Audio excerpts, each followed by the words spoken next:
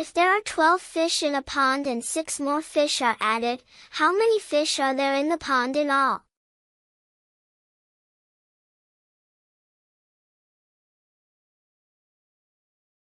We can find the total by adding the two.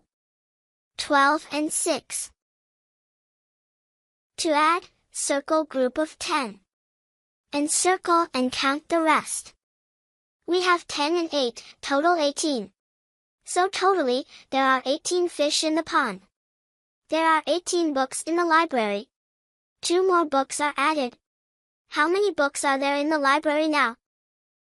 Solve by adding groups of tens and ones. We have 18 and 2.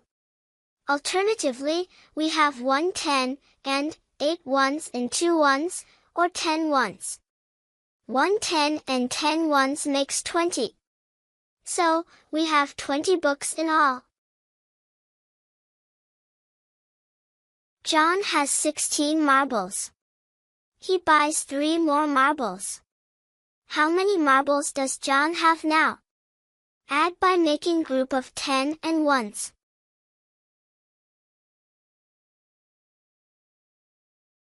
We have 1 10 and 9 ones, which makes 19. John has 19 marbles in all.